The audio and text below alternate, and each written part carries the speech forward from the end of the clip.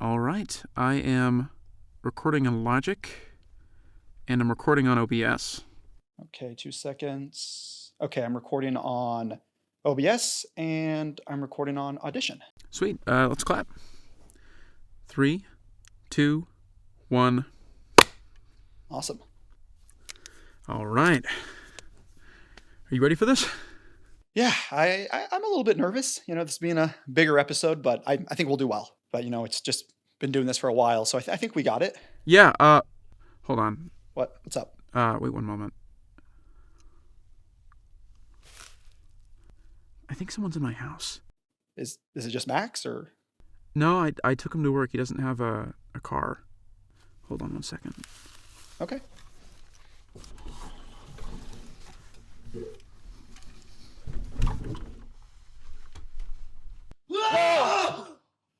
Nathaniel! What are you doing here?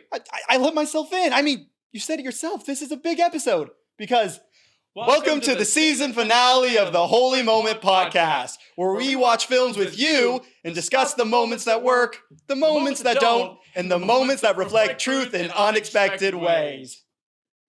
Yippee-ki-yay, motherfucker. Frankly, my dear, I don't give a damn. All right, Mr. DeMille, I'm ready for my close-up. Dodge this.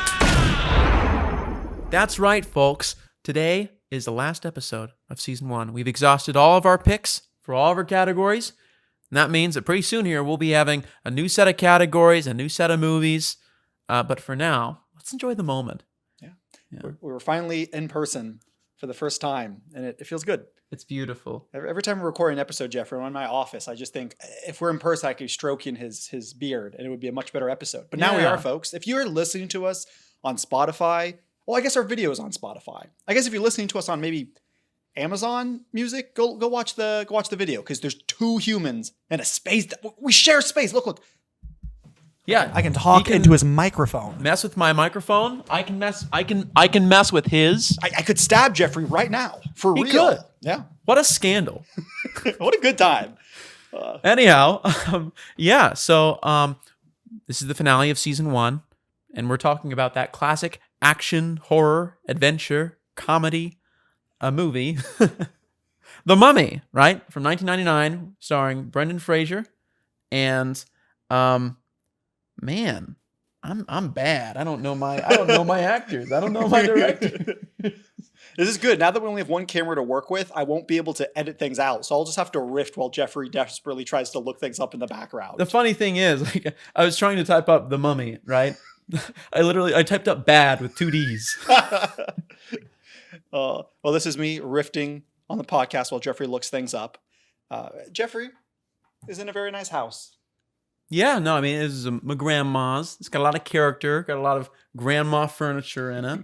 Grandma charm. Whenever I actually, for the first time, even though I've been in this house multiple times, I've never seen the closet Jeffrey films in until today. And it was, for those of you who watch us like with the video and think that's small, it is smaller in person. It is. Yeah, it's tiny. Yeah. I'm cramped in there. Rescue me, please. So it's Brendan Fraser, Rachel Weisz. Rice or Weiss? Weisz. Weiss. Or Ways. I don't know how to pronounce it, folks. That's fair. Directed, though, by the illustrious Stephan Sommars, right? Okay. So yeah, like just to kick things off, this movie means a lot to a lot of people. It stuck in a lot of kid brains, and my question to you is, why do you think that is? Like, why has it had the impact that it has? Why has it had the sticking power and the cultural imagination that it currently holds? To answer that, I think 6 times throughout this week, I was like, I need to look up this fact so when we have the podcast, I can talk about it. For 6 times, I did not look this fact up, so now I don't know. This came out 100%, because this was 1999. The first Indiana Jones was like in the 80s, right? It was a while ago. Yeah. So I am curious, because if this came out before Indiana Jones, I feel like it's a simple answer. It's kind of paving the way for a lot of these adventure archaeology type movies, but it came out after Indiana Jones. So I'm sure when it came out, a lot of people are giving it grief for maybe being a ripoff of the Indiana Jones series. So to be completely frank with you, I wonder if when it came out, there was a lot of love for this new kind, not genre, because ultimately it's an action adventure, but this new like subsect of genres where we have like this archaeologist and he has like a hot woman that's always chasing after him and he's going to go dig up some bones and those bones are going to be really cool. You know, the people that wrote these movies is like a loser archaeologist that's like, guys, archaeology is cool, I swear, look at these characters. But to answer your question, I wonder if The Mummy rode on the kind of love that Indiana Jones got when it originally came out, and that was kind of phenomenon. So I wonder if The Mummy kind of took that and said, what if we make it just a little bit scary, like fake horror for like white grandmas. So I wonder if it was like playing up on that hype, that like new kind of genre, and then subverting it just a little bit with adding a new element of horror, and that's why people really fell in love with it, because it really did feel like, thankfully, it didn't feel like off-brand Indiana Jones, but it did feel like Indiana Jones' cousin. Yeah. Maybe liked horror a little bit more. For sure. Definitely showing its influences on its sleeves. You've got your sexy action hero with a loose-fitting button-up shirt, right? They're exploring the desert, right? Looking for sacred artifacts. Mm-hmm. And then supernatural things occur, right? I feel like it's a bit tongue-in-cheek in a way that the Indiana Jones movies aren't. Mm-hmm. And I think that might have appealed to people. It's not only presenting you with the genre, it's sort of poking fun of it. Yeah. But it's doing it from a place of love, right? It's not like, look at how stupid like this style of movie is. Mm-hmm. It's we really enjoy this style of movie, and we can be a little self-aware in how we present. It's interesting you bring that up. I actually, like an hour before this podcast, I got coffee with an old professor, and we were talking about film theory and specifically tropes. And he was just referencing this other podcast and talking about how they really dissect the idea of a trope and how to avoid bad tropes as writers. And I feel like this movie did that. It knew what it was getting into, and it almost would like wink at the audience. It would look into the camera lens and be like, yeah, you've seen this before. You've seen this scene, this damsel in distress, this begrudging, hot archaeologist type dude. Now we're going to like you said, tongue in cheek, where we're aware of the trope and we're not necessarily subverting it by doing something super unique and different, but we're also kind of playing into the idea of these action adventure tropey movies, which again, I think it rode the coattail of Indiana Jones, but did enough differently. Added in the horror element, added in maybe the subversion or at least the meta awareness of tropes and not taking stuff as seriously. And so I think it helped distinguish itself. Again, it wasn't like a dollar store ripoff. It wasn't, sweet bunches of cherries. It was like its own product. Yeah. Well, the thing too, there's a series I watch on YouTube a lot. It's called Tropes Talk. And yes, yep. Is that the? It might have been the thing he was referring to. Yeah, it's made by Overly Sarcastic Productions. Love them to death. But one of the things that they stress, because they look at different tropes and they dissect them, is tropes are inevitable. Tropes are inescapable, right? Yeah. It's just a part and parcel of making stories, right? There are bad ways of utilizing tropes, and there are good ways of utilizing tropes, right? It's all about the execution. And I think that they executed this on like these tropes in ways that really resonated with people. And so with that out of the way, what were your thoughts on the movie? So I've recently watched The Mummy about 8 months ago, and I think I liked it, but I think the issue was it was kind of a recent rewatch, and I watched it late at night, so I fell asleep, so I had to rewatch or watch the second half the next morning. And I think the thing we just kind of discussed, the tropiness of it all, even though I think it did handle itself pretty well, I think it kind of wore on me. And I was asking the question you just asked me, I was asking myself, like, this is a pretty beloved movie. I wonder why. And I assume it's also just kind of for the time period when it came out, still 1999.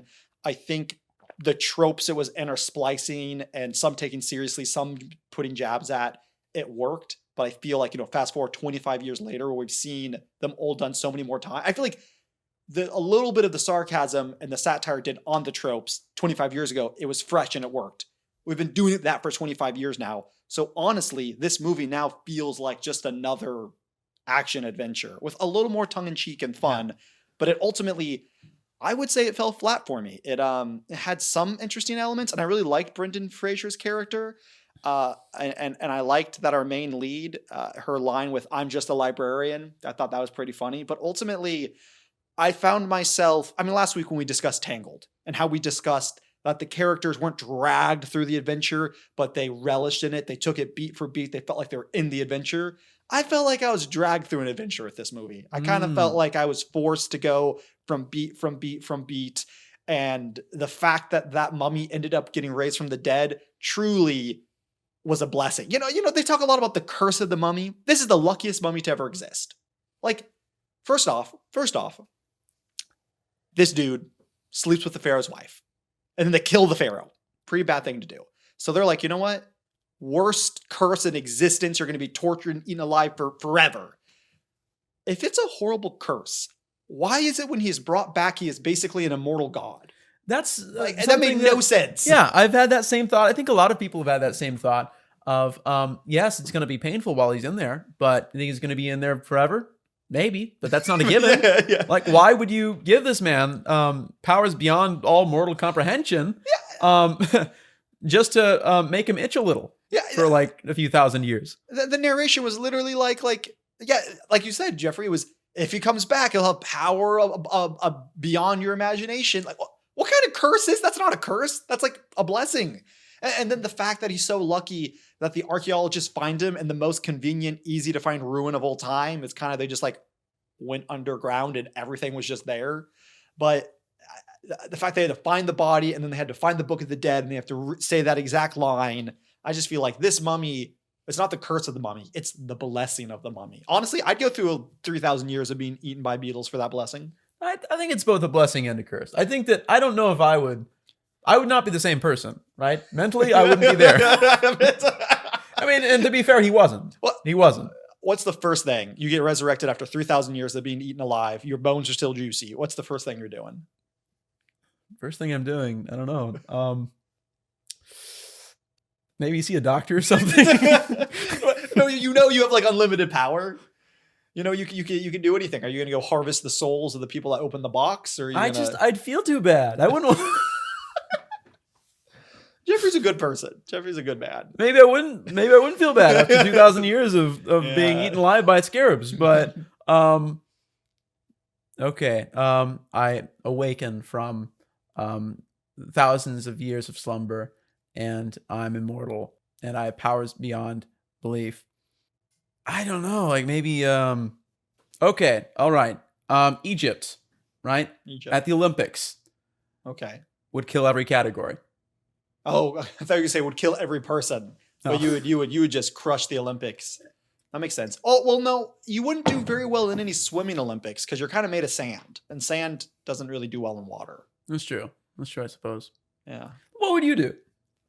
I feel like I would go get a hamburger first and foremost.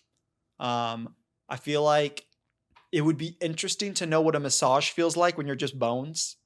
Like, does it feel the same as when your skin and muscles getting massaged when they're just like massaging your wet, juicy bones? Or like, what would that feel like? All right.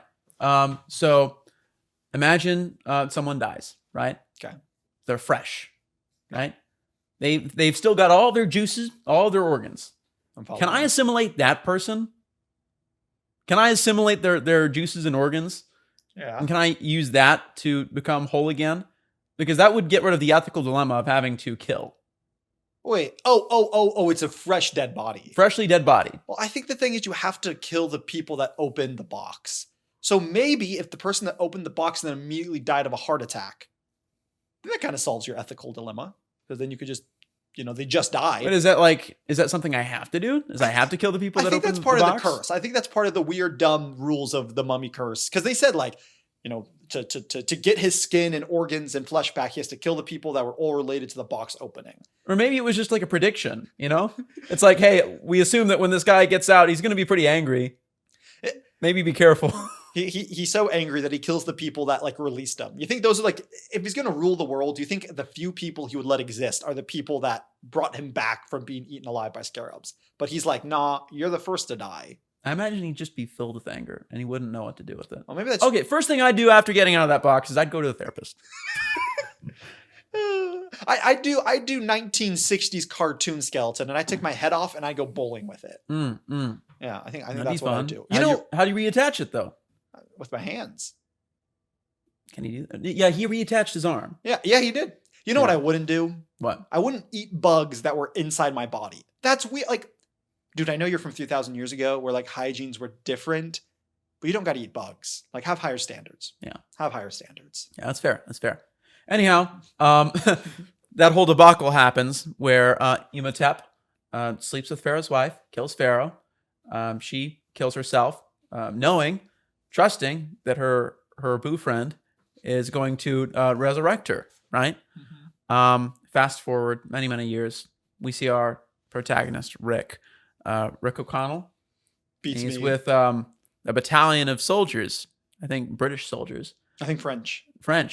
Yeah. I could be wrong. And they're they're facing off against these other combatants. And can I just say that out of all the set piece that we see in this movie, my favorite set piece was it's all practical, right? The army of warriors on horses firing at this battalion of French troops. You know that scene, the wide shot. Yeah. I thought that was really, really well done and really cool. Oh, that's funny. I feel like maybe I'm just coming in this movie a bit jaded because I remember watching that scene and I thought to myself, you can't be accurate shooting a gun on a horse. At least they made it seem extra hard. They were riding it and being jostled around. I was like, there's no way they're accurate with those guns. And then secondly, I think for me, and again, it's a fun adventure movie. It's not taking itself too seriously. I think I got kind of just taken out of the world because the minute we meet our hero, this is the opposite of, what's the main guy from Die Hard? John McClane. John, man, all these people have such boring names. John McClane and Rick McConney. But the point is, we were talking like 2-3 episodes ago how John McClane felt like a character with stakes who could have died. The minute we were introduced to Rick, I felt like he was invincible. This bull crap of him like, hold the line. Okay, now all fire. And then the horses like jump over and immediately start killing all of his combatants. And he's just like, I'm going to shoot these people who don't have guns conveniently. They just have swords, even though everyone else had guns a minute ago. He just felt very cowboy, I can't be killed. And I feel like from that moment, it made me feel like there weren't any stakes. Again, these stakes are going to be different than like a really dark movie or really like melodramatic. It's supposed to be fun and it's light, but I just felt like it just took me a little bit out of it, of Rick's character of like, that's fair. Nothing bad can happen That's to fair. me. I'll tell you something that they introduced in that scene that I did appreciate. We get our first taste of Benny and Rick's chemistry, right? Yeah. Because I think they might be my favorite part of the movie. Just the repartee between them, the back and forth of these people that clearly, like, there's some sense of kinship almost, but also they hate each other's guts, right? It was delicious. I like that chemistry more than Rick's and Evelyn's, and I enjoyed that chemistry. I mean, I think Benny and Rick, and just honestly Benny in general, I feel like was one of the highlights of the film. I think it sums up the relationship the best at the very end of the film, not to jump too far ahead, where they're escaping the final tomb and the walls are closing in and they got to get out. And Rick makes it to the other side of the collapsing wall and Benny's running. And Rick is like, come on, Ben. Like, at this point, Benny has betrayed Rick countless times. Benny is a bad person at this point in the movie. He should die. But Rick sees Benny running. He's like, come on, Benny. Like, he's like he wants him to survive. Benny doesn't make it. The door closes beforehand. And then Rick just goes, yeah, serves her right. And then walks away. So like that dichotomy of like, I kind of want you to survive. Oh, you didn't? Yeah, I don't really care. Goodbye. Yeah. They had a fun dichotomy. Like the same with on the boat when he pushes him overboard, right? It's like they're having that chat and there's like a friendly sense of competition, just tosses him overboard, right? Yeah. It's a really fun dynamic. I think Benny is so slimy, right? But in a way that you can't help but almost root for, you know? It's like, we don't want him to die. Yeah. He weirdly is like the epitome of human preservation. If every like pride, ego, selflessness, if everything was taken out of human, but the self-preservation of a human, that would be Benny. Take all the anger out of Mr. Pink from Reservoir Dogs. Yeah, honestly, that's pretty accurate. Also, in a very, very slight way, not really, he reminded me ever so slightly of the one of the co-main characters in Fallen Angel that we reviewed earlier this season. The mute one, the one that like would break into businesses. Yeah, I wouldn't say he was slimy, but he did kind of have this. I don't know, this air to him that reminded me of Benny a little bit. Kind of this doofus that was going around and trying to get into weird predicaments and trying to get out of them. I think Rick's more of a doofus than Benny, though.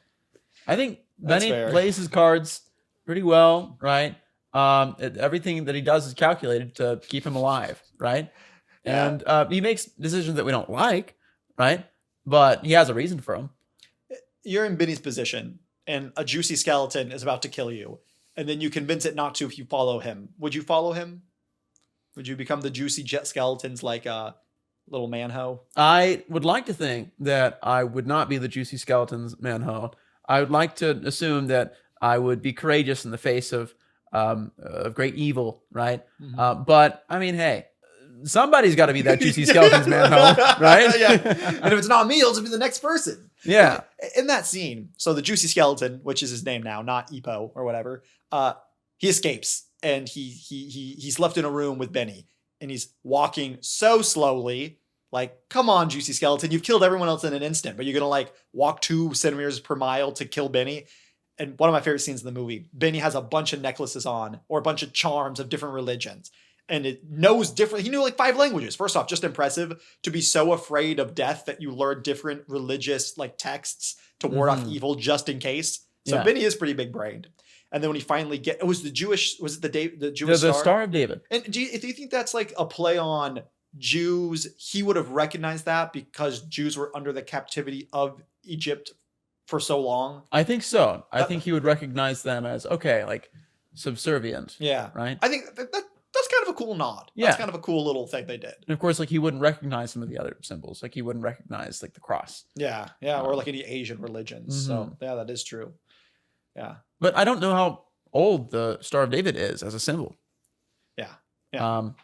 But still, I think it is easily communicated to the audience, right? Yeah. This is that's what's what this happening. is. Yeah. Great scene. So yeah, like Benny, great character.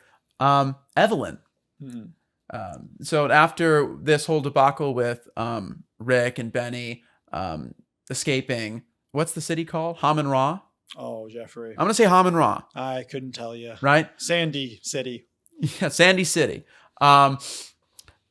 She's a librarian. We're introduced to her, right? Mhm. She's trying to... She's not just a librarian.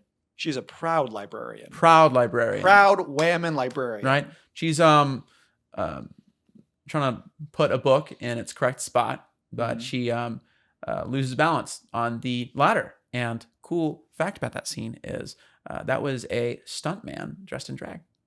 Really? Yeah, for the wide shot of her, Huh. bouncing on the ladder. That is very interesting. Yeah, no, it's super cool. But anyhow, she ends up, falling into the shelf, and it causes a domino effect. What a horrible way to set up shelves. Can I just say that? Like, obviously in libraries, you can cause that domino effect because usually shelves are in a row. But it just felt pretentious and like someone cantankerously set up these shelves so they could fall over. Like Yeah. this room is an oval shape and they set them up like in a circle and an oval. And then you just knew someone was waiting for, I can't wait for some random ditz to push all these over. And then that person got their wish. Mm-hmm, mm-hmm. And so, I mean, that's a good bit of characterization in that we see that, oh, she's incredibly smart. She's incredibly well-read, right? She likes what she does. Sometimes she does things that sets off chains of events that aren't all that pretty. And so, like, she gets reprimanded by the owner of the library just to fix it.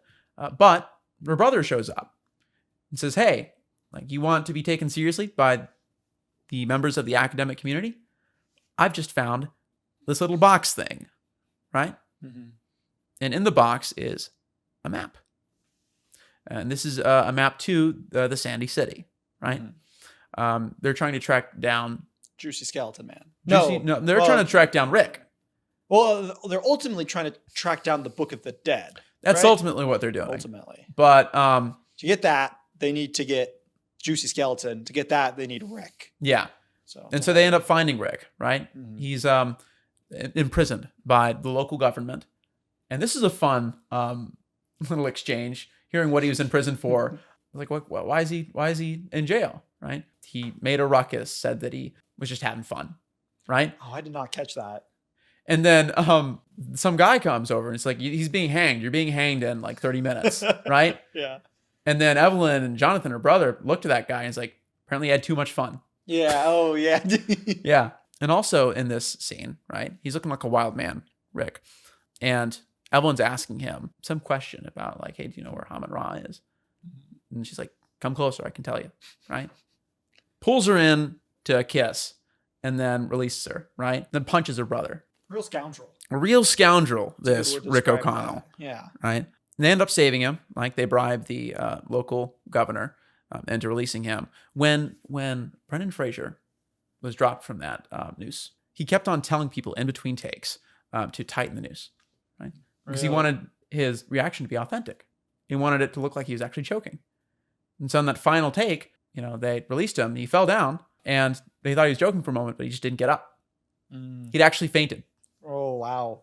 That reminds me of my senior short film. Jeffrey acted in it, and it was just a small scene. He was a little robber, and he's being choked out by a vigilante. And we did a whole long take. We start on them, we dolly out, we move through the store, we go dolly in on someone else. But did the other actor keep you in a chokehold once we dollied away? Yeah, so we'd agreed on a safe word, right? Oh, okay. If ever I was being choked out what too was hard. Your safe word, Jeffrey? I think it was like honeybee or something. Banana. It was banana. But I told him that more for his own peace of mind. I had no intention of Jeffrey never uses his safe word. Jeffrey goes all the way every time. But no, I mean, for very similar reasons. I understand that that instinct on Brendan Fraser's part. This series of movies did a toll on his body, though. Yeah. Because Brendan Fraser stepped away from acting for a long time, partly due to injury, but then partly due to like the scandal of the sexual abuse that he endured. Yeah, and through people trying to open up about it. Yeah, got him silenced and then being blacklisted. But I feel like that not the sexual stuff, the bodily injury.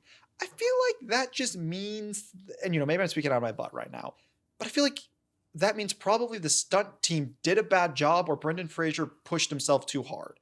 Because the injury definitely happens on film sets with big actors. It's unavoidable.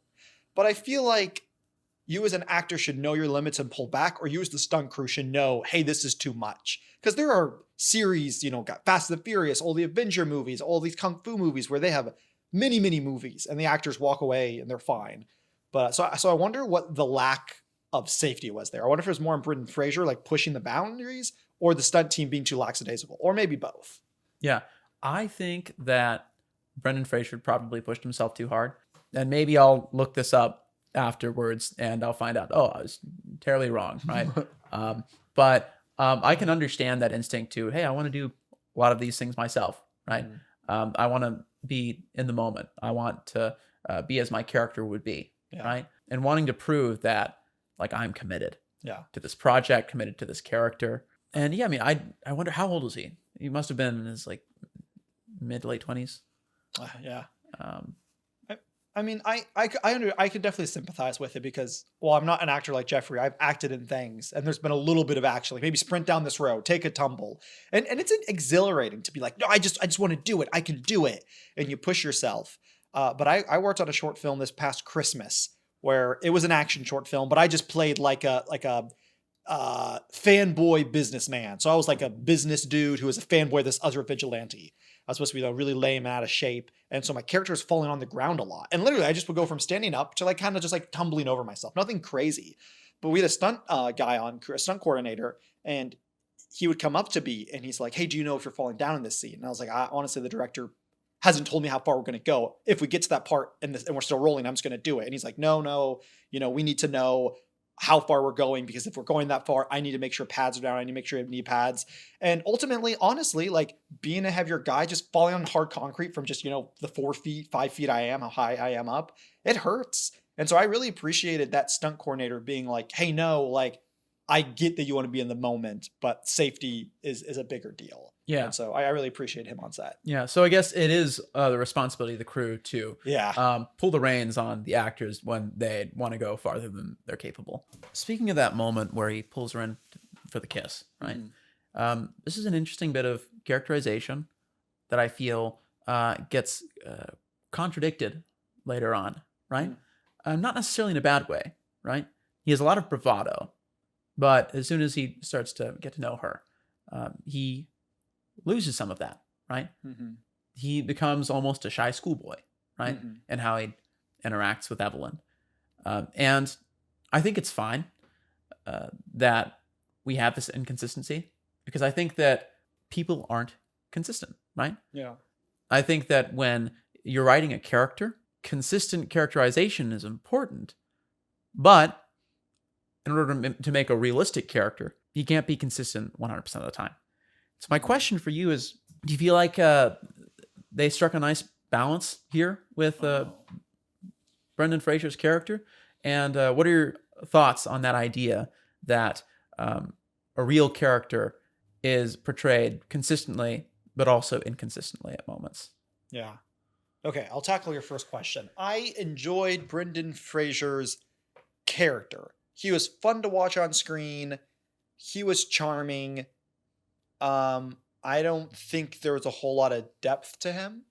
I did like, speaking of the whole kissing scene, I do not think it's okay to kiss someone without their consent. But I kind of appreciated his answer, even though it doesn't make him a little less of a scumbag right there. But because clearly, entering into the second act, she's kind of into him, smitten, and she's like, "Well, why'd you kiss me?" And he's like, "I was going to be hanged. It felt like the right thing to do." And I just think that's a fun answer. I'm not saying just because you're going to die, it gives you the right to do bad things, but definitely felt in line with his character. Yeah. And then also I like the scene right after he kissed her, he then screams like, "Get me the heck out of here." And so he felt very desperate in that moment. And it didn't feel like a weird sexual thing of like, "Oh, I need to kiss a woman." It just felt like a man at death's door who was just like, "I don't really know what's going to happen next. So my emotions are kind of raging. I'm going to punch this dude because he annoyed me. I'm going to kiss this woman because she's attractive, and I'll probably die this next moment."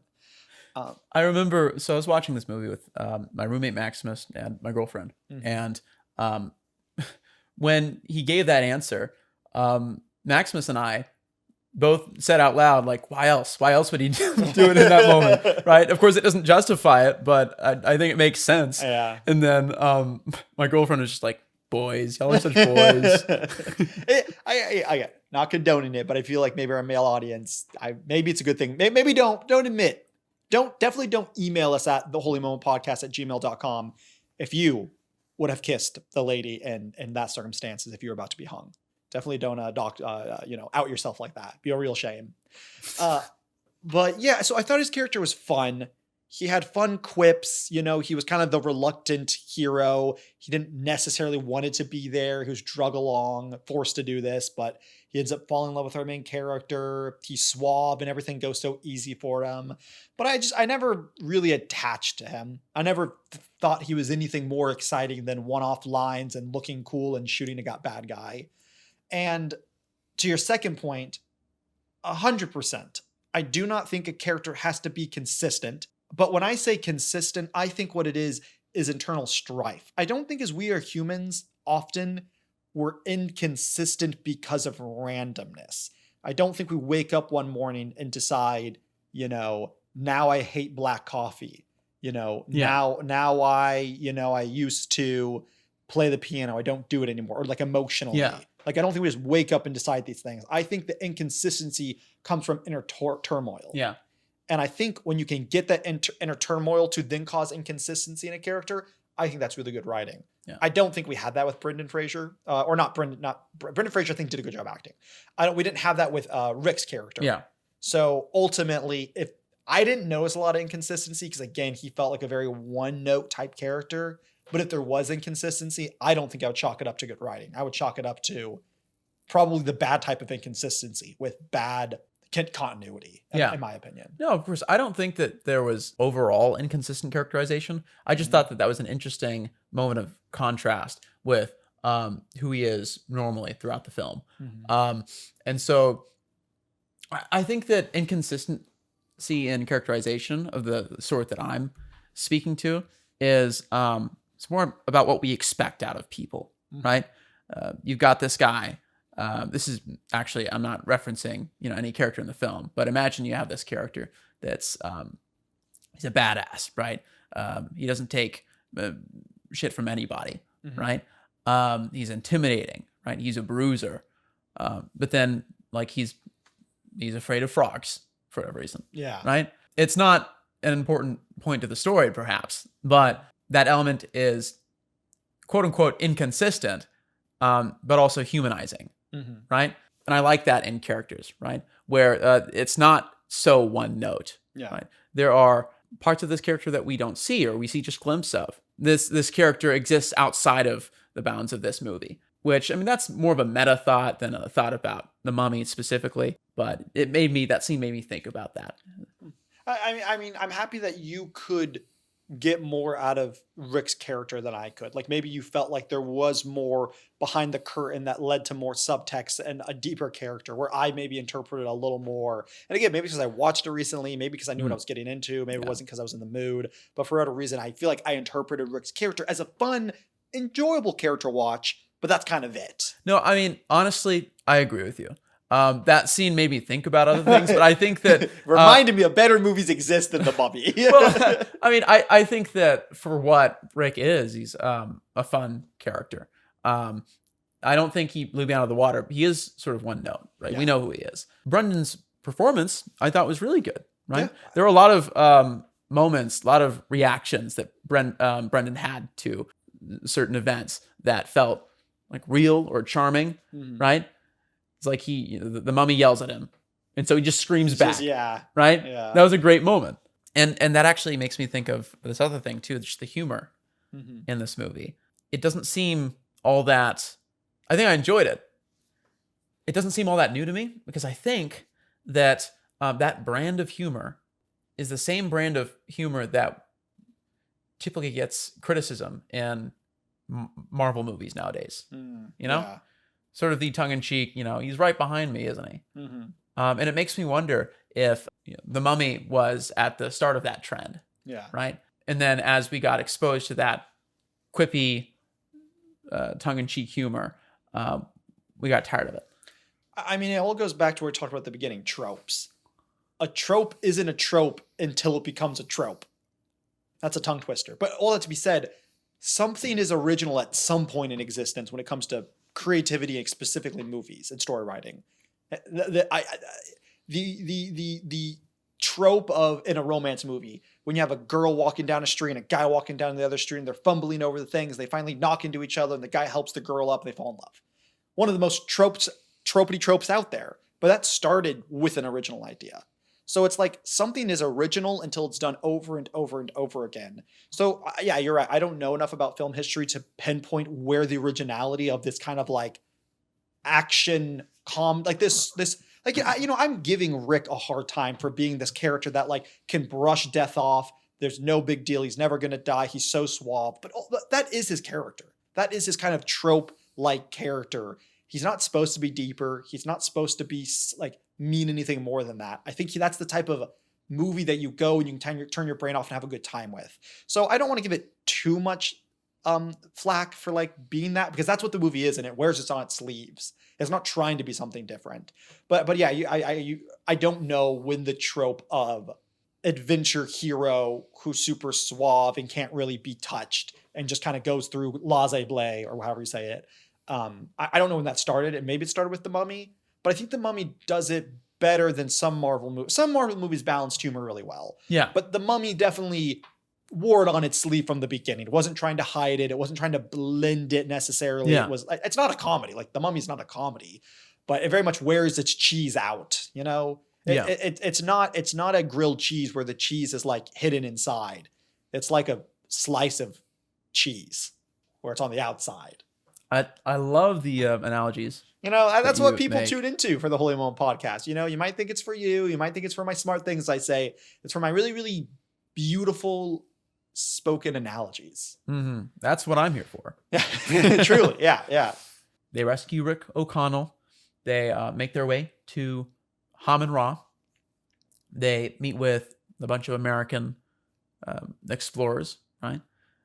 Who are sort of reckless and vain, and they just want the money, not quite as concerned with the knowledge, right?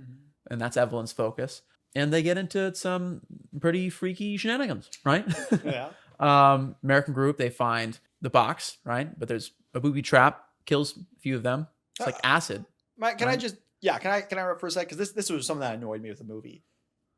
first off, the poor Egyptians in this movie, they just have hordes of disposable Egyptians that are along with them. Anytime Juicy Skeleton attacks, none of the main characters get killed. It's the Egyptians who are wearing the white robes. It's like there's like 30 of them that they can just like kill with sand, kill with bugs, kill with acid.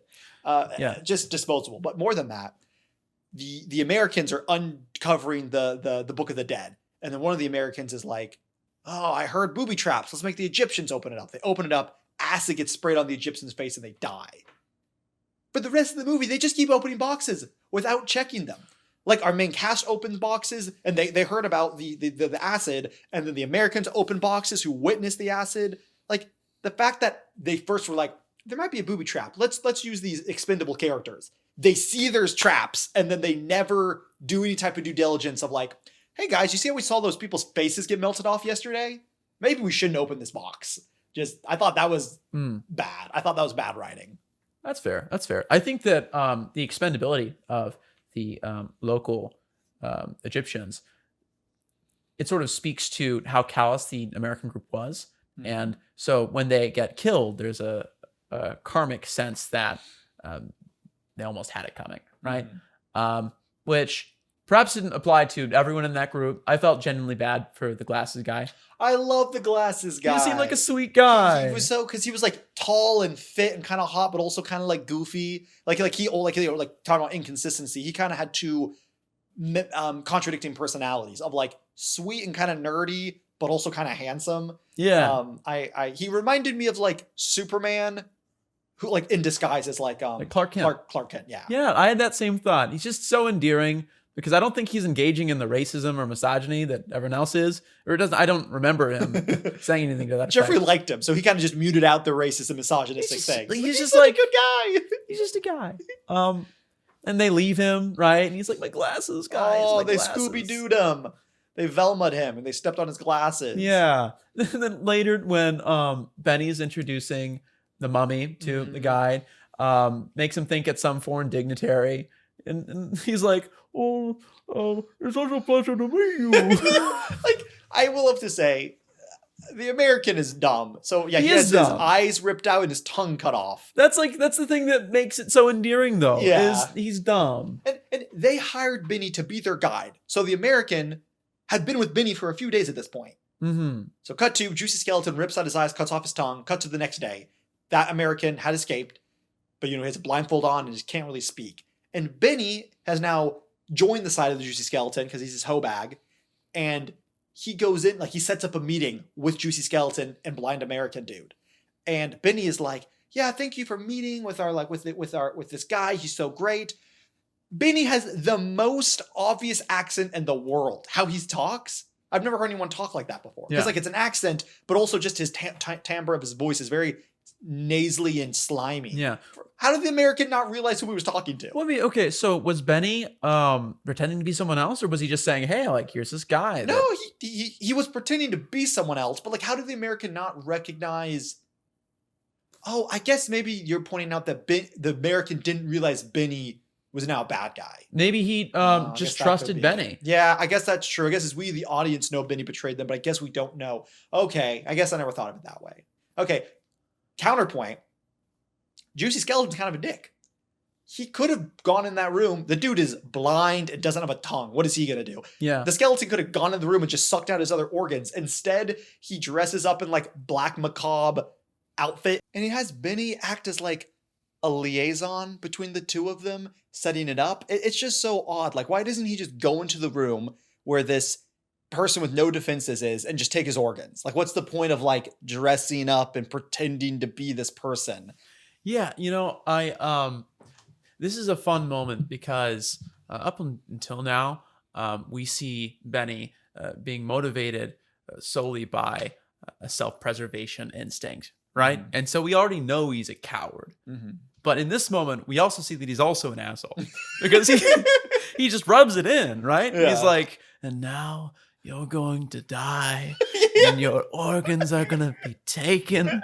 He really does. He like gets up and kind of like goes around his chair and is like, yeah, it's just kind of, yeah, Benny. I wish Benny was like the supervillain mastermind, and we get to the end of the movie, and he ends up manipulating like Juicy Bones, and he like kind of takes over the world. But unfortunately, that is not Benny's arc. It's not his destiny. No, we need that spinoff though. The Curse of Benny. Stephen Sommars, is that his name? Director? Whoever you are, it needs to happen. Yeah. Well, hey, Jeffrey, if there's a will, there's a way. You go make The Curse of Benny. Absolutely. I'll get someone's blessing. Paramount, I think. You're here to listen to us, Paramount. You have our blessing. Now give us yours and your money to go make that. Yeah. So yeah, like at this point, we were talking about the blind guy, and he's just a sweet guy. He's just a sweet boy. The American. Yeah. And I also mention, the fact that the locals are so expendable to the Americans means that everything that happens to the Americans can be viewed as a karmic comeuppance. Yeah. Whereas our group, they're small, they're scrappy, they open boxes themselves, right? Yeah, they don't make the locals get acid puked on. It's dumb, but somebody's got to open those boxes. If there's a room full of boxes, they must be opened. Absolutely. That's especially my motto in life. If you're going to grave rob, right? Classic. An ancient Egyptian pyramid. As I do. Then you have to understand that there are risks. And at some point you have to weigh the costs and the benefits. And sometimes the benefits in your mind will outweigh the costs. And that must have been the case for Devlin, Jonathan, Rick. I wouldn't have made those judgments. I wouldn't have made the decisions that they made. But also, like the fact that, again, Rick has, before any of them showed up, Rick had seen that the sand was moving around and roaring. Like he got a sense of the demonic presence. He heard all the stories. They showed up, and the human trafficker, I don't know if he's a human trafficker, but like the shitty policeman that was going to hang Rick, who agreed to go with them in hopes of finding gold, gets eaten from the inside out by a beetle. They witness that. They witness the acid spewing. I'm just saying, cut your losses. Like, there is clearly an evil...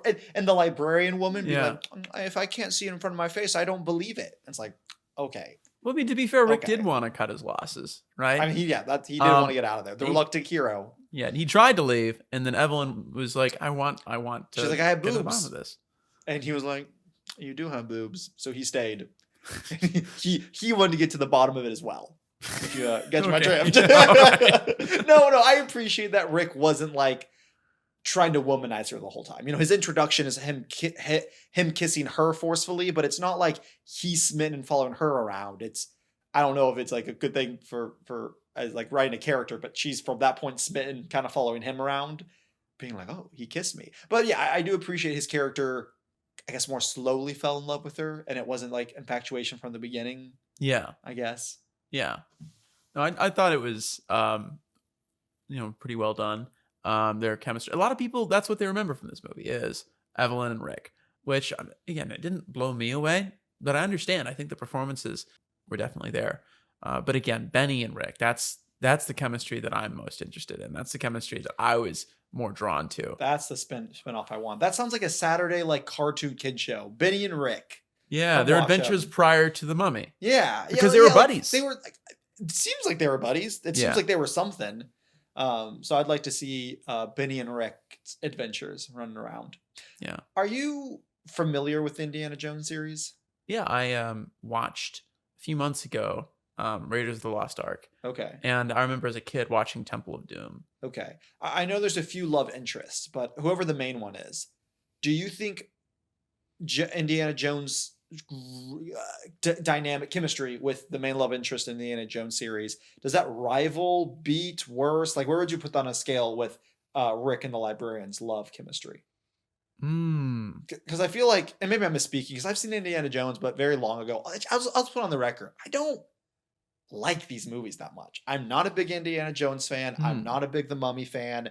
You know what genre, or not movie, what genre, you know what trilogy or series got it right? Like this kind of adventure, kind of a dick, kind of going exploration, very big adventure world. 100% the Pirates of the Caribbean. I think they crush it. I just remember growing up, everyone talking about Indiana Jones, and when I finally watched them all, I'll just say it. I'm sorry to any fans that are archaeologists. I just think they're kind of lame. I just don't love watching them run around being like, look at this old rock. I'm gonna run now. It's not for me. No, it's so interesting that you're like, I'm sorry to all the archaeologists out there. I know this is going to be a hot take to the archaeologists, but when it's like just the whole film community. Oh yeah. Well, I'm specifically shitting on archaeologists right now. You guys, no, I'm kidding. Yeah, I mean that is very true. I'm sure. I mean, there's so many people that love the Indiana Jones series and the Mummy. Like they're both beloved. Yeah. And I can see why they're beloved. They are a lot of fun. Yeah. They're a lot of fun, but I just think they're a little too goofy for me. They're a little too silly. I think the Mummy's goofier than Indiana Jones. Yeah, I would agree with that. And as to your old question, I think that I do like the dynamic, the chemistry between Indiana Jones and his love interest in that first movie. I'm blanking on her name. I like those movies. Yeah. They're not my favorite either. Jeffrey's trying to like really like distance this himself guy right here. here has some really hot takes. My takes are a little milder. You just don't want to get beaten up by people. Yeah. No, because there's that really iconic moment with the Indiana Jones. We see your character. She's in a contest, like a drinking contest with some guy at the bar, right? And she's downing shots and he faints and she's A-okay. Yeah. And she slaps him, right? That's the history between them is engaging. It's interesting. And she has like a lot of spunk to her. Not that Evelyn doesn't, but I don't know. I just found the characters of Indiana Jones and whoever she is. Oh yeah, the woman More that you memorable. don't remember the name of is more memorable than the character you remember the name of. I mean, granted, you just watched the movie, but that's true feminism, guys. Alcoholism. If you can hold your shots, you're speaking for the women in society. Evelyn couldn't. She could not. You're right. She got drunk. Well, not to we really do need to make it a segment. The Holy Moment podcast, the feminism segment. What do you think? Because this is important. I think Evelyn's character is an archetype. We're breaking out of what this is. So Evelyn, 1999. So we're breaking out of some of the really sexist bad roles that we saw in the early 50s, 60s, 70s, 80s. And obviously that's a long span of time. So women in film probably evolved a lot from them. But I think the 90s is when we start to see a little bit more progression with like female characters. How do you feel with Evelyn and her character as a female? Because she was proactive. She did try to stand up for herself. The directors gave her moments of, look, she is capable. She's more capable than men sometimes with knowing the language better than Benny did. Yeah. But also she still felt a little silly and needed help and couldn't really do anything. So how do you feel about that? She's definitely a damsel in distress, but she is also a necessary member of this adventuring party, right? She knows things and has things that other people in the group don't, right? And they would not have been able to make it all the way through without her, right? And so, yes, on the one hand, it's continuing a certain trend of women being depicted in film as needing rescuing, but it's not as though she were entirely helpless. Yeah. And I think that they do a good job, or like an okay job, of making her own character. She's not damsel in distress, period, nothing more. I fully, it's like a page turn towards the right direction of a little bit better female representation. But yeah, I do agree that she had some layers of competence to her, but it did feel like she was ever so slightly still a little bit of, a damsel in distress is the best way to say it. Just a little silly, a little incompetent, kind of needed a man. Again, I'm not saying that's what I agree with, but I'm just saying like that's, they gave her, it almost seemed like, okay, we need to make her capable just enough, but like, is she actually capable? But in her defense, most people in this movie were really incapable. Yeah. Her standing next to her brother, she's like the most capable person in the world. Because Benny's pretty great. We love Benny, but someone we got to talk about, the real villain in the movie might be her brother. Everything he did was so assholey, but he didn't have Benny's slimy nature to him for it to make sense. He just was kind of a dick. I think he kind of lucks into things. Yeah. Right? I think that's his MO, is that the right word? My MO. I just kind of luck into things. Yeah, like that's what he brings to the party is luck. Dumb luck. Yeah. Yeah. Truly dumb luck. But his character really frustrated me because while Benny was slimy, that was in his character. We knew he was the coward and things didn't pay off for him. The brother had dumb luck that just kept paying off for him, even though at one point he joked about selling his sister for a camel.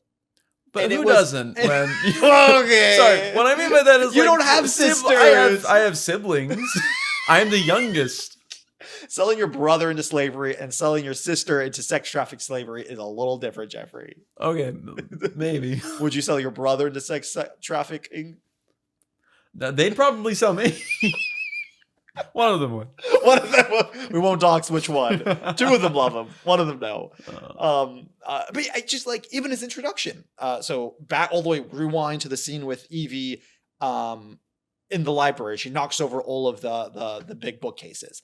And then she hears a creepy noise. So she goes into this section of the museum with old artifacts. And also, the brother is an architect too, ? Because if he is, the worst architect ever. No respect for architectural like integrity. He gets into this tomb with a dead body just to prank his sister and then like tells her that she's being stupid and silly for being frustrated that he's like desecrating this Egyptian grave.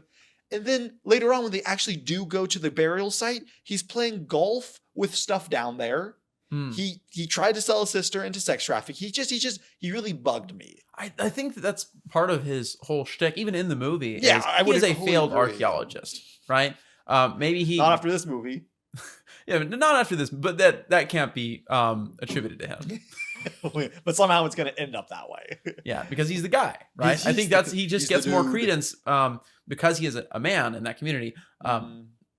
Whereas she is a librarian and a very competent Egyptologist in her own right, but it just doesn't get that recognition from people. Like the one German doctor that's working for the Americans. It's like, what does she know? She's a woman. That impression. It's not a German accent, Truly but like that's amazing. what it read to me like, right? Yeah. It sounded very Benoit Blanc, you know? From Knives Out? From Knives Out. Yeah, like a Kentucky accent almost. I wonder if like females in their early 20s watch this movie in 1999. I wonder if they would have felt like, wow, this is like progressive. Look, this woman, she's fighting back against men. She is smarter than them in a lot of occasions. She's helpful. I wonder if this movie at the time was progressive, and now we're watching it and being like, she still feels a little bit like a damsel in distress type character. So I don't know. Maybe in 30 years, people will watch the movies we're putting out, and they'll like, that's not true feminism. Yeah. Hey, members of our audience of the female persuasion, please send us an email telling us what your thoughts are on Evelyn as a character and how she represents the female sex. I also can blackmail our specific audience because now I know my future cousin-in-law watches our podcast. So I won't say your first name this time, but if we don't get an email from you talking about feminism in some capacity, I'm going to dox you and your whole family. I know where all y'all live. No, I would never.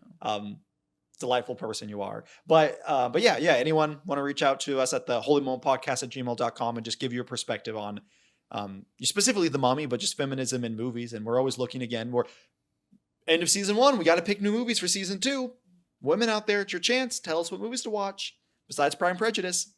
I love that movie. No, I will not watch it on the podcast. Maybe if we hit 200 episodes, you can make me watch it. All right. Let's keep that in mind, folks. Episode 200. No matter, we won't do the wheel. We're going to watch Pride and Prejudice. Yeah. Anyhow, how's about that horror though? The horror elements, right? How effective were they to you? This was a weird movie. We were talking about this before the podcast where I guess you could just feel where they put their money. It's either you could feel where they put their money or the technology just wasn't there at the time. Because some CGI effects looked pretty cool. Some of the sand effects where it turned to a big sand monster, I think worked really well. I thought the juicy skeleton was really good. I thought almost, there was a few moments where it felt pretty CGI, but for the most part, I thought the Juicy Skeleton, through all his phases of being a skeleton to a human, looked pretty good. But then some of the other things, like that black sludge when he was trying to resurrect his dead, like a pharaoh mistress. Some of the other resurrected like zombies that he called to his aid looked really silly. So it was like a really weird hit and miss. So I'm curious if it was a budget thing. I assume it was a budget thing because the things that looked the best were Juicy Skeleton Man, like his sand form, his skeleton form. So it makes sense to put the most time and energy and money into your main bad guy rather than your side pieces. But I also wonder if there's any aspect of like technology, like, oh, we just can't, we can make a Juicy Skeleton. We can't make these Egyptian mummies look good. And we can't like black sludge beyond our time. We don't know how to do that. At that point, I wish they'd just used some sort of black sludgy liquid, right? Practical effects. Yeah, I think that would have looked just better. like thrown oil on people's faces. Exactly. It would have been great. Hot tar. Hot tar. Yeah, let's bring back tarring and feathering. That doesn't have anything to do with anything, but if that actually happened, then I think we can say without a doubt the stunt team is at liberty for Brendan Fraser and everyone on that crew's pain and misery. Or maybe it's just the director who's really like, your acting's pretty good, but I bet it'd be really good if we throw hot tar in your face. Speaking of like side pieces and special effects, I thought he was going to pull out a gun. Sorry, the name for like a side piece. Sorry, continue. So there's this one scene, right, where I think Rick is being held by like Benny and a group of Egyptians that will be killed later in the movie. Yeah, like they're all sort of infected. And hive mind, Yep. Well, that scene, that shot rather, gave the director so much trouble because the extra next to Benny would not stop looking at the camera. Oh. And so they whited out his eyes, made him look blind. Really? Yeah. Like in post? In post. Oh, I thought they got a marker and said, you're blind now, bitch. No, that's cool. It's so fun. Like, yeah, if you've ever been in the film industry and just worked on film sets, it's just, there's a million little stories like that, which is fun. It can make you fun, but on the day it makes it stressful when you're trying to make your day and it's like, stop looking at the camera, gosh darn it. Yeah. But side characters that the director enjoyed. There's the head pharaoh bodyguard guy in the modern day, right? The one with the beard, black turban. He goes out in a blaze of glory, but he comes back in the end. The guy that did literally nothing, was horrible at his job. Yeah, him. Yeah. Well, he was supposed to die in that hallway, right? As he in that should last have. Blaze of Glory. But the director liked working with him so much that he had him come back at the end. I also can survive dynamite being thrown at me Yeah. and being eaten by zombies that are 2,000 years old. Let's talk about him for a second. So basically, there's been this secret generation passed down for generations. And it's like the people that entombed and buried the mummy. And they're like, okay, we're going to secretly watch over this site to make sure the mummy doesn't come back with infinite power. Because, that's how curses work. And so, it's 3,000 years later. So generation way down the line. And it's these group of guys that dress in cool black to watch. Their one job, their literal purpose in life is to watch over this holy site or this tomb to make sure no one comes in and wakes up the mummy. They see people, like 30 people, Americans, the British, set up camp at these tombs they're supposed to be watching. And they first wait. They let them go. At least they want them to have at least one day in the tombs. They go in the tombs. They do some discovery. They spray some acid on some people that they don't care about because the Americans are racist. And then the black mysterious people charge in at night, kill a bunch of people. And then when they have like Rick and his crew at their mercy, they're like, whoa, let's not kill everybody. Let's not kill the white people. That'd be a shame. You have 24 hours to leave. Like, why not just tell them pack up and leave right now? He gave them 24 hours. He's like, you have one day. And then he left, letting them go down in the tomb and resurrect Juicy Mummy Person. I think it's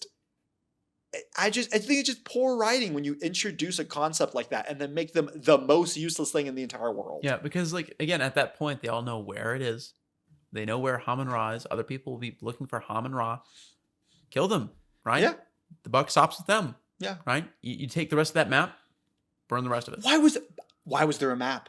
They knew where the whole point is for this body that could be resurrected to stay hidden forever. They don't want to find it. And the secret civilization passed down the knowledge of protecting the land. They know where it is. Why do they need a map? Why are they giving a map out? And then at the beginning of the movie, at the very beginning, when Rick's character is fighting like a battle on the battleground, and it has nothing, like he's not there searching for the mummy, he's just having to battle some other people. And then he's the only one to survive. And again, the mysterious clansmen were like, well, he just experienced a literal demonic mummy, like using his spirit force to move sand around. He probably knows something's up. Should we kill him? Nah, let the desert kill him. Which, in all fairness, that probably should work. But just like, if you just shot him, all your secrets would be safe. And you clearly show you don't have any issue killing random people. Yeah. So, also, did we see Rick find the little key thing that they used throughout the movie? Or is that just a throwaway line? I got this off a dude in a prison. Here you go, sister. Like, that was also just some BS. Yeah, I also thought that was very sudden. We didn't see him discover anything. It feels like a scene that got cut. It feels like a scene where he probably, maybe when the demonic mummy guy was twirling him around with the wind after he defeats everyone in the battle, it feels like he would have found it there, almost like the mummy's trying to be like, use this to resurrect me. Yeah. And they cut it. So I'm curious if that happened. I think it would make more sense, like given the information we know, right? Like there probably was a cut scene, right? But given what the movie presents us with, it would make more sense for Benny to have found it because he hides himself in that little nook. That's right. true. He closes the door on himself. Yeah. And honestly, in that moment, I thought, okay, like Rick is going to open that door, and then Benny's going to be dead from a booby trap. That's what I thought. Oh, really? Which you had seen this movie really young, but you had like no recollection of the movie. this might as well have been my first time. I'd remembered images. I'd remembered the scarabs, and the scarabs freaked me out. As they should. And they still freak me out, right? Yeah. The CGI is not, it's pretty bad. It's Scarab, bad. but like it's upsetting. it's very upsetting, right? It's bad CGI, well utilized. Yeah. I would agree because it just the crappy little. What was he? I don't know why I keep thinking he's like a human trafficker, but like the prison warden who was very corrupt, who showed up with them, gets the scarab that goes in him and eats him alive, and that was a hard scene to watch. And when Jonathan was, he should have died. Yep, that was freaky. I didn't know if he was going to live or not. Imagine a beetle burrows in your hand, up your arm, through your collarbone to the base of your neck, and then you cut it out, and like you're fine. It's not like you have blood vessels or other things in your body there. Yeah, You're good. It's just but a flesh wound, as they say. you should have been like holding his arm the whole time. That's another thing. They get some relatively scary imagery. I feel like that, for being PG-13, I feel like they convey some scary imagery with the mummy. I do. Nothing crazy. Is this even considered a horror movie? Horror elements for sure. Yeah. So I think there's some decent horror elements, but they didn't. It's just interesting what they allow in PG-13 and what they don't. They're able to push the bounds with some scary imagery and some horror elements, but there wasn't any blood. That's a good point. They opened the movie with like almost a straight up naked woman. Like she had pasties on, like the little like things on her nipples. Yeah. But like her ass was out, like the rest of her body was just like nude. But it's like, blood? No. The kids can't see that. Here's a naked woman. It's just like, okay. I mean, she gets killed twice in the movie, and both times were shadows on a wall. So they don't even. First she kills herself, and then she gets like hacked to pieces by the other Egyptian warriors that the brother controls for some BS. Won't get into that. But the point is, like, they show her death like shadow cast on a wall. Mm-hmm. So we can show her almost fully nude, but we can't show her like a little bit. Tangled had more blood than this movie, I feel. That's so true. I cannot think of a scene where they showed any blood. Yeah. I did like, sorry, not to cut you off. When they gouged out the American eyes, that was pretty horror elements. Yeah. Because they showed all the way into the back of his pupil, or like where the pupil should have been. So I guess they showed us that. Yeah. I think conceptually the idea of a mummy assimilating someone's body fluids and organs. I think that's was really horrific. cool. That was really cool. Do you know if that, like, I know with actual Egyptian lore, when they mummify you, they take your organs out and they put them in jars. Yeah. But do you know if there's any lore of like mummies come back and like they do have to assimilate, or is this kind of like the mummy created this new idea? Pretty sure the Mummy created this new idea. Okay, I'll give them that. That was cool. I think that was a cool concept. Yeah. I actually think it kind of makes sense for the book to allow like Jonathan to control the other mummies, because my thinking is, of course, Imhotep would have control over the mummies of his priests, right? Yeah, for the dead. But having control over the mummies of the pharaoh's bodyguards, right, who put him in that spot to begin with. That's true. And that's what those mummies were, right? The ones that Jonathan controlled. And so, of course, they would be first and foremost, loyal to like the pharaoh. Yeah. Well, hear me out. Last rant, I swear. Imagine this, folks. Evil man that they decide to curse with the curse that they've never cursed with anyone before because they fear it so much because he's so evil. And so they curse him. And they're terribly afraid that one day he's going to come back. Because if he comes back, he's going to be basically omnipotent, which makes no sense, but I've already said that. So, what do? Well, of course, you pass down the lineage of protecting these sacred, like these tombstones, passed down generations. Well, that makes sense. We now have effective bodyguards for the rest of time. Amazing. You know what's more effective than bodyguards? A book. That if one sentence is read, the soul of the mummy is drugged down into hell. And that book could have just been given to the people that are supposed to watch over this tombstone. So if he ever comes back, they could just say, they could memorize. They don't even have to keep the book on them. They could all be like, if we say the sentence, he'll go away. But no, let's just put the book somewhere else, hidden, where people don't know where it is, so we can't, conveniently say the sentence that will take the mummy to hell. Yeah. So it's just little things like that it's like, okay, I get it. It's a fun adventure movie, but gosh, so it's just it's not fun enough to where I was like, okay, if I stop thinking, because some movies are fun enough to like, I don't want to think. Let's just let this movie do its thing. But this movie wasn't fun enough. So I was sitting there thinking about like all the really egregious plot holes and all the egregious, why are these dudes just standing here? Why? Like it just, everything was way too coincidental. Yeah. I think like I said at the beginning of the movie, where Rick's character felt indefeatable because no one was gonna no one was gonna be able to kill him. Yeah. It also just felt like everything happened when it needed to happen. Yeah. That's fair. So, we have some hot takes in this podcast. I didn't know I was gonna hate this movie as much as I was going to. The Mummy is very popular, so we know that we're gonna get more people watching this episode than perhaps After Sun, right? Yeah, that's true. Or what are some others? Grave of the Fireflies. Grave of the Fireflies. See, you got to be controversial. If you like The Mummy, you're a dumb doo-doo head. Give us 1 million views. That's it. I don't co-sign that thought, folks. I don't co-sign. So if we get 1 million views, Jeffrey gets none of those views. They're all mine. All the money and the fame, all the glory. You get all the infamy. I get all the fame. That's what I'm claiming. I can understand. It's so hard because, I'm not well studied enough on film history, and nor did I live through it to understand of here's another hot topic. I don't like the Star Wars movies, but I could understand the absolute phenomenon that they were at the time. Yeah. But I didn't live through that. Yeah. And I just don't like sci-fi for the most part. Yeah, I'm more of a Trekkie myself. I think you would enjoy Total Recall. I swear you said I'm more attractive myself. Oh. Sorry, I didn't mean to cut you off. Yeah, no. You know what I said though, right? I'm more of a Trekkie. Yeah, Star Trek. Yeah, okay. I'm a Star Trek guy, not as much a Star Wars guy. Total Recall. I just watched that movie.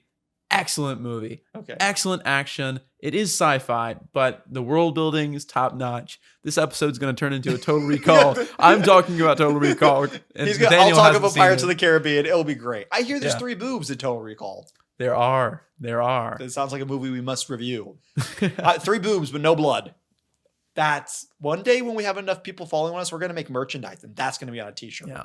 3 boobs, no blood. There's a lot of blood in that movie, though. Dang it. Okay, fine. Pasties, no blood. There we go. That's the theme. There should be a segment in every episode where we have to, on the spot, create a slogan for the movie. Oh, that'd be fun. Okay, Maybe we incorporate that into the title. Oh, yeah, that could be good. I'm going to go first. Mine is going to be Juicy Bones, expendable Egyptians. There we go. It flows. All right. Really describes the movie. I'm gonna say to my readers of fanfic in the audience, Benny X, Benny X Rick. What are some tags that we can put on let's that combine sucker? ours. Benny X Rick Juicy Bones. Oh, I love that. That's There a we great go. I subtitle. like it. Yeah, that's Someone make that. No. Someone write that fanfic, email it to us at the Holy Moment Podcast, and provided it isn't too graphic, maybe we can censor it. We'll read it out. If it's out loud. extremely graphic, we'll act it out in the next episode. But only if it's extremely. Yeah, which should be a buffer episode between season 1 and season 2. So Yeah. it fits. Truly, we can go wild with that episode. Yeah. You know, why am I giving these PG-13 movies such a hard time for not incorporating blood when we don't cuss enough, we don't make enough inappropriate jokes? Like we need to up so we can put the explicit when we're uploading the podcast, we can check mark the explicit tab. Yeah. Quick, Jeffrey, say a bad thing. All right, I'm gonna say bleep this out. So that just about explains my views on that. Little does Jeffrey know, I'm the editor, so instead of bleeping it out, I'm going to like AI voice over him saying some slurs. Oh, that's scary. AI's so scary nowadays. It's getting so good. Oh, In the hands of me, you'll be hated by everyone. man, that'll not be good for you because like we're partners in this. Yeah, but again, I'm distancing myself. So, you know, like you just said, you'll take all the hate, I'll take all the glory. Yeah.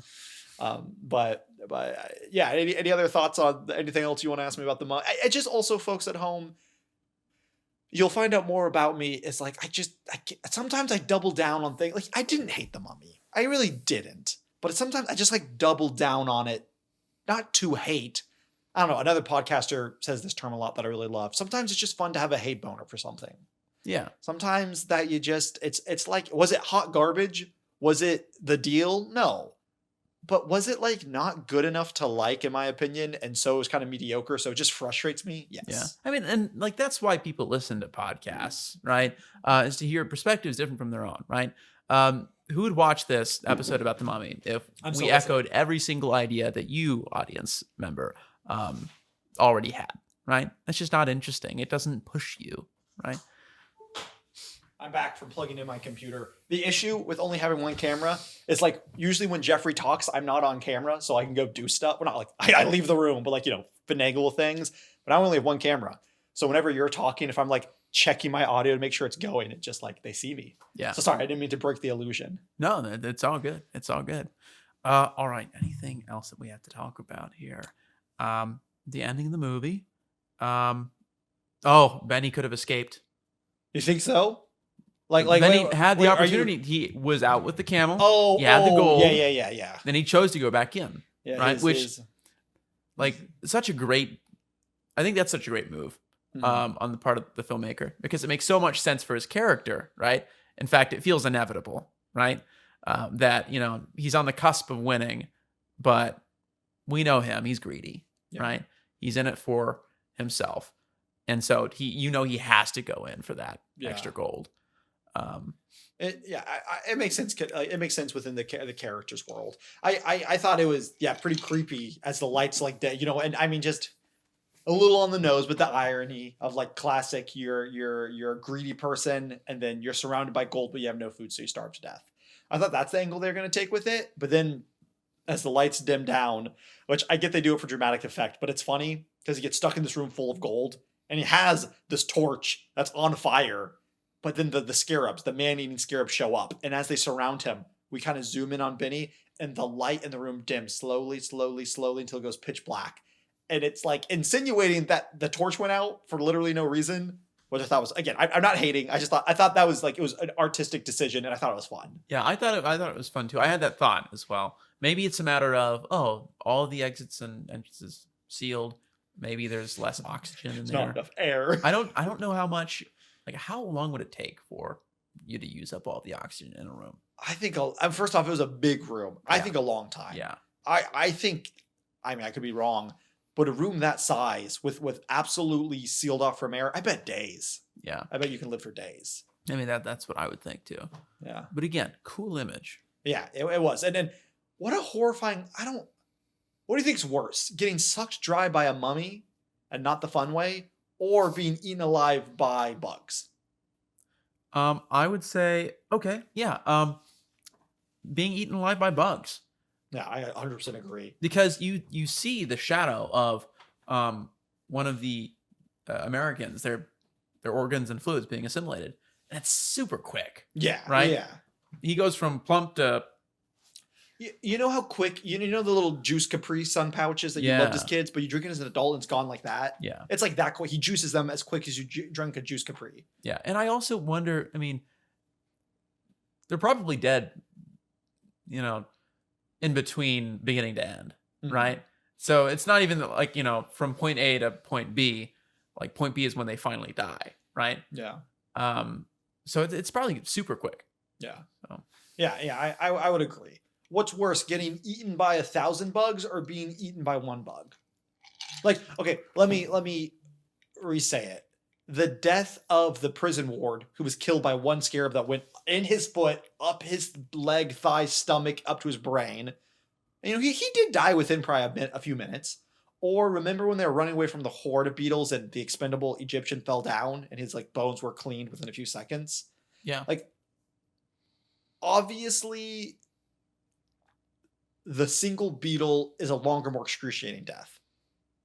And it's probably more horrifying because you literally see something burrowing inside of you. But there's something to be said about like being swarmed by bugs.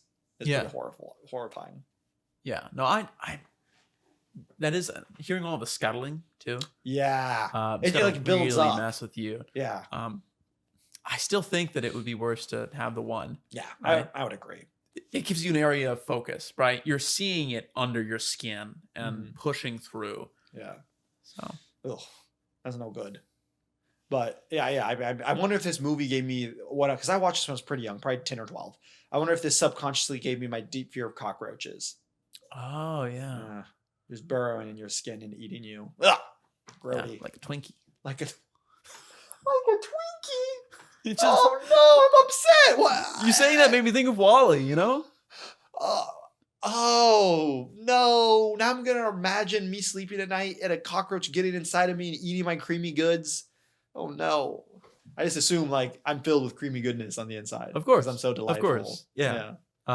Whenever I get cut, I don't bleed. I just kind of ooze out cream. Ooh. And then if it attracts the cockroaches, it's an issue, truly. Yeah, for sure. Yeah. Well, anyway, I guess that just about does it, unless you have any other thoughts that you'd like to share. No, I guess, like, what did you think about the main bad guy, Juicy Bones boy, throughout the film as he kind of assimilates the skin and organs and becomes whole again? And just his whole shtick, he's afraid of cats. He can turn into a big sand god. His whole goal of resurrecting his like hot mummy girlfriend to get some mamussy. You know, how do you feel? Yeah, this is what the whole point of his I'm okay. His existence. I like his motivations. They're relatable. Relatable. That's horrifying. Okay, continue. I think it's really Jeffrey, cool. if I ever find you in a cemetery, I'm going to be concerned for the bone community. For the bone community? Yeah, it's a very active community. They are. Actually, we're a part of the bone community. We have bones inside of us right now. I have Twinkie goodness inside of me, Jeffrey. That's you shut true. your dirty Sorry. mouth. Yeah, I was out of line. Yeah. Anyhow, no, I think I was less interested in Juicy Bones as soon as he got some flesh. The more skin he got, the less interesting he was. Exactly. It's true. Right? I like seeing him assimilate people. And then he didn't have to assimilate people once he had all of his own organs and skin. I also forgot. No, I don't want to cut you off. You finish. No, you go. Sorry. I guess now that we're in person, it's a lot easier to cut you off. So I apologize. I love the moment. One of the librarian dudes who's part of the secret organization, that sucks. So thank God he died. But he kind of walks out from the mysterious darkness and he's like, the mummy's going to bring the 10 plagues. And then he brought like 3. And the reason you might be like, well, maybe he just didn't get done with the plagues. No, because someone was like, oh no, now he's going to do the final 10th plague. And it's like, you only showed like 4 plagues. Yeah. Have you ever read the Bible? You know? Because if they were to actually do all the plagues, how would they have shown killing the newborns. You know, the Well, firstborns. Benny and Rick should have gotten it on real quick and had a baby. Male pregnancy. That's the tag for our Benny X Rick. That could be Benny X Rick. Male pregnancy, the 10th plague. The curse of the 10th plague. Oh, that's horrid. I love it. But I agree with you. I do feel like I liked our bad guy. I actually thought he was interesting and his motivations were, arguably, you know what? We never knew if he wanted to take over the world. First off, when he was alive, he didn't show any interest in taking over the world. He just loved this woman who happened to be the Pharaoh's wife. Okay? He dies. He comes back. He never mentions, first off, I don't think he ever really talks. But he never really mentions, I want to take over the world. His sole goal is to bring back his dead girlfriend. And it's the narrators and it's the secret clan that's trying to kill him that keeps being like, bro, if he comes back to life, he's going to be immortal and he's going to unleash hell on the world. Which could be true. But he only unleashes hell to try and get his dead girlfriend back. So maybe once he brought his dead girlfriend back, he would have just been like, okay, I'm going to go start a bakery. Like, that's all I wanted, guys. Yeah. Well, maybe his unleashing hell is just an unintended byproduct. Maybe it doesn't even have to be an intentional thing that he does. Just by virtue of being out and about, it's going to happen. Yeah. Yeah. So if anything, isn't he the victim? I mean, yeah, he's both an aggressor and a victim, and that like he murders the pharaoh, but out of love. And the pharaoh didn't let anyone touch his wife. That's pretty clingy. I wouldn't That's let pretty anyone controlling. touch my wife either, you know. But it wasn't just sexual. He didn't let anyone like. What if her mom wanted to give her a hug? That wasn't allowed. That's fair. What if she had a sister who wanted, help playing patty cake? Sister decapitated. Yeah. No, I'm not. I don't stand on the pharaoh here. He's a slaver. I like how I've been hating on like our main characters, and I'm like, the mummy's where it's at. Yeah. I mean, he is an interesting character. Yeah. He comes back in the second one. I haven't seen the second one, but I assume that that's the case because he pretty much says as much. I think he might come back. I've seen all three when I was young because I borrowed them from my aunt and uncle. I think he might come back in the third one. I don't know. There's maybe an Asian dude in one of them. I couldn't tell you. And hopefully Jeffrey doesn't make me watch this for the next season or any future seasons. I probably won't. I appreciate that. Good man. Yeah. But yeah, is there any other topics I wanted to talk about? I'd love to ride a camel. That seems pretty cool. I think camels are so cool. And also just the whole, competition between, you've got camels, we've got horses. I mean, you know that scene, right? Were you asleep? I might have been. Oh, maybe. Explain the scene. Yeah, so essentially the Americans have a bunch of horses, right? Mm-hmm. Like, look at us, we've got fast horses. You just got camels, stupid. Well, you're in a desert, so perhaps camels would behoove you. No pun intended. To have some camels on you, right? That's true. They're used to the environment. They can last a lot longer, right? Because of the humps Don't on we their all back wish we filled with could? water. And like there are desert horses. I mean, like people have used horses in warfare in desert True. terrains. But still, it makes sense to me that the camels won. Yeah, that's the real victory here. Just for a second, we talked about this in the last episode, Tangled. Environments that we don't jive with. Yeah. Don't love the desert. Don't love that it's all one. You were hating on like Canyon Earth last episode in Tangled. Yeah. You should be hating on the desert. I don't know. There's something about sand dunes that it's enchanting. It's intriguing. No. It's magical. It's dirty and hot.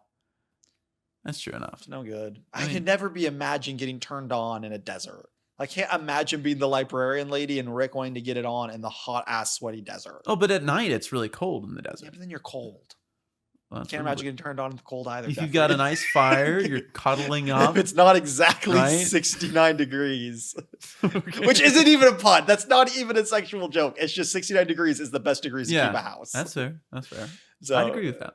Anyways, sorry not to be too raunchy, but that was just another very, very small thing. Just like staring at a screen for 2.5 hours or however long it is. And it's like, man, everything's just yellow all the time. That's fair. I preferred like Sahara type deserts, or duney deserts, to cactus deserts, if that makes any sense. I do not know the difference in deserts. I'll have to do my research. Because you think of, the Excuse me. the American West, Southwest, right? Tumbleweeds, cacti, canyons, I see what you're saying. versus Africa, right? Sand dunes, blistering sun, no life for miles. Join us next episode on the Holy Moment podcast, where Jeffrey has a new segment called Jeffrey's Desert Talks. Favorite types of desert. Audience, email us with your favorite types of deserts. You guys have so much homework for this week. So much. I want to see pictures of you at your favorite desert spots. Yeah. And not desserts. I guess that means Deserts. we finished talking about the Mummy. What are you talking about? This is the most integral part of the Mummy. Okay, you know what? I've been hating on the Mummy. Let me say something I do like. I liked any time he would get scared of cats, and then the way he would leave the room was so dramatic. He would see a cat, and then he's in a bedroom. He could just like run away. He disperses into a big sandstorm tornado and twirls out the window. And I thought it was cool because it's not too subtle, but it's a smaller thing. While he turns into a sandstorm in the room, as the sand spins, you can see kind of an agonizing, screeching face moving around him. Yeah. And I thought that was a cool thing. Yeah, I mean, if I could do that, I wouldn't run out of the room. I'd like to think the Mummy is a pretty dramatic, brat girl. He must be, yeah. I think so. But I do think that's all of my thoughts on the Mummy Yeah. as of right now. Very cool. Very cool. Well, with that being said, let's go to our holy moments. Can I just say I said mine?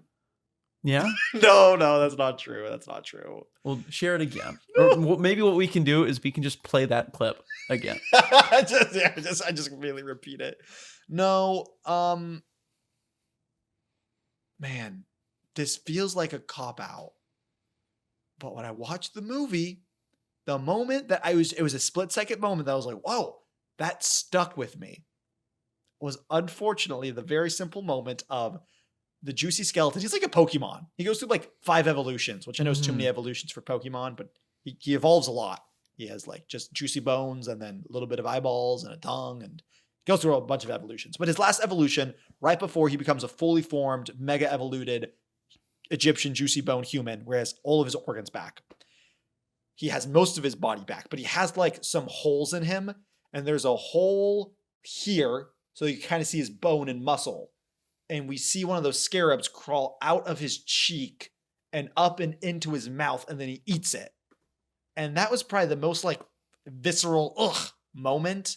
And it genuinely stuck with me. And I actually really liked that moment for them to decide to add that little piece of dehumanizing. This guy isn't a human anymore. He's like a demonic animal. And so I just that moment really worked building his character. And I couldn't think of another one. Yeah, so that's my answer. He was chewing on that thing for a while. Yeah, So yeah. It made me think It's of like cud. when I'm at a steakhouse, I get a big piece of steak, put it in my mouth, chewing on it, and I'm like, oh, I was ambitious. This is going to take a moment. That's what it reminded me of. Yeah. I can see that. Jeff definitely, just chewing on a big piece of meat and just like, what a savage. You know, Mhm. he's a demigod, basically. He could go rob anyone and eat any food. He decides to eat a beetle in his mouth that's been living in his body. Yeah. But if you think about it, it's kind of irony, because that same beetle for the past 3,000 years has been eating him. Mhm. I'd like to think he's thinking in his mind, this is nasty as heck, but I got my revenge on this dumb little beetle. I ate him. Yeah, I had a vendetta against this one in particular. Yeah. This one named Stephen. Steven. Hey! That's awesome. Not planned. That was pretty perfect. good. That's perfect. That's why we're doing a podcast together, guys, because we can finish each other's sentences, sandwiches. That's the frozen thing. Yeah, it's either or. But so yeah, that's my holy moment when Juicy Bone Man ate a bug. That's my new title of the movie. Beautiful, beautiful. I love it. My holy moment, Benny. Who doesn't like Benny? Yeah, I mean that's fair. We love Benny in this house. We stand Benny. We stand Benny. Little you be- worm. Would you be friends with Benny? No. Maybe I'd have a good time with Benny. Maybe I'd like go to the bar with him. Maybe I'd play billiards. I don't trust him as far as I can throw him. He does seem like the type of dude you touch and you maybe get like an STD or something. Yeah. But yeah, Benny's my holy moment. And you get a tattoo that says that Yeah. right above your butt crack. It'd be beautiful. But I guess ratings. oh man, I feel like I spent this whole movie crapping on it.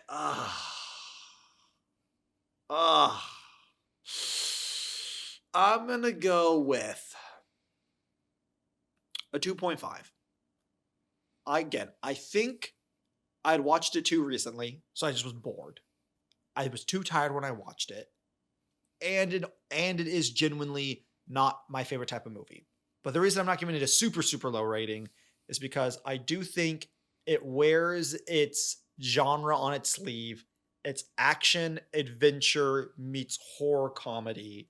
And I think, even though it's not quite up my alley, that just means not for me. But I think what they were doing with it, they wore it on its sleeve and they did decently well with it. And I think it's a fun idea. It was unique for the time. There's some decent acting. I like Brendan Fraser's character, and there's some fun. And I thought the Mummy was genuinely well CGI'd and genuinely kind of scary for PG-13. Yeah, and I really liked Benny. So there were some redeeming qualities of it. But again, I think just having watched it too recently, not being my cup of tea, and being too late at night, kind of culminate. And I just was bored. It was one of the few movies that we watched on the podcast I feel like I was drug along for. Yeah. And so that's my rating of The Mummy. Yeah, I'm gonna give it a 2.7. That's what. Okay.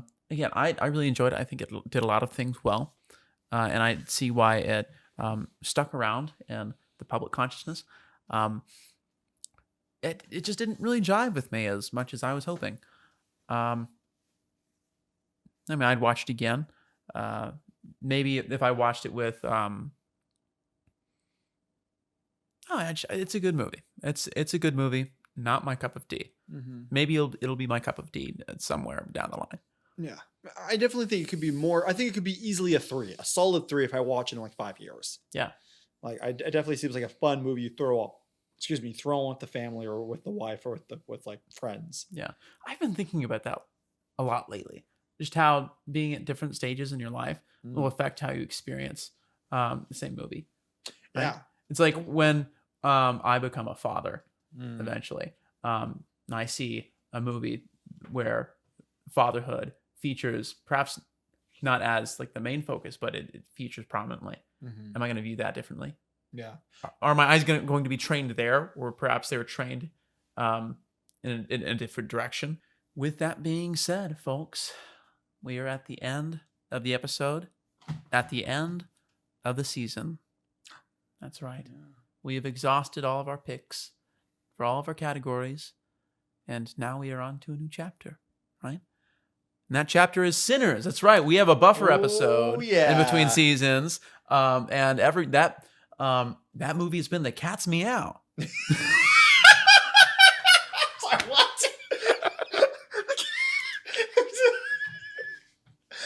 Such a slick, cool movie. You described it as The Cat's Meow. That's amazing. I mean, hey, it's like a dated phrase for a movie that takes place in the olden days. That's what they'd say when the slaves were picking cotton. It's like, oh a my cat's goodness. meow. I'm making a reference to the movie, Jeffrey, and your cat's meow lingo. Meow. I'm saying that's what they would say in the fields. Ain't this perhaps, a cat's meow day? Perhaps. Quite the cheese. That's another phrase that they would use in the early 20th century, very early.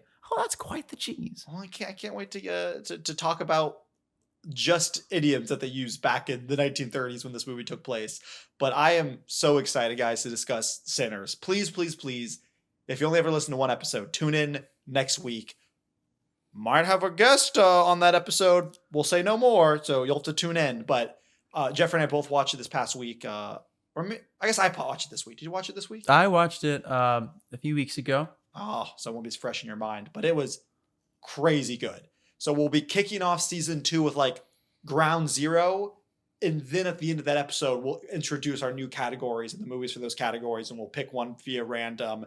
And then we'll officially start season 2 the next week. So with that being said, though, guys, this is kind of your last chance Send us an email. Tell us what category you want to be chosen. Again, it can be really simple. Like, man, I just want a movie that has John Wayne in it. Or it could be really, really complicated. Like, man, I want there to be a female character that turns into a werewolf, but not like a evil werewolf, but not a sexy werewolf, like a misunderstood werewolf. Yeah. And we'll try and find that. To give you an idea, these were the categories for the first season, right? We had Oscar wannabe, we had cult classic, we had rancid ass tomato, we had certified fresh, Certified salad fresh. certified salad fresh, wild card, which is going to stay, right? That's just our own picks. Yeah, you get no say in that one. Sorry. What What was the other one? was it was Oscar could have been. Did you say that? Oscar. Or did Yeah, I said Oscar wannabe, I think, but Oscar could have been is. Anyway, it doesn't have to be like a genre specific. Yeah, no. It can be just any type of movie that could fall into a category. Yeah. Send us an email at theholymomentpodcast@gmail.com. And follow us on social media on TikTok, YouTube, Instagram, Facebook, and all the fun stuff. But Well, with that being said, we bid you adieu. Thank you for sticking with us for this first season. This has been quite a ride, and we're so grateful for the people that we picked up along the way. That's right. We're grateful for you, right? We'd be even more grateful if you'd email us. And I think that's what I'm going to leave them with. yeah. Goodbye, folks. Nothing like Jeffrey leaving them with a threat to end the season. I'll leave you with, I love you all. Thank you so much for joining us. And we look forward to getting even better at this in season 2 of the Holy Moment Podcast.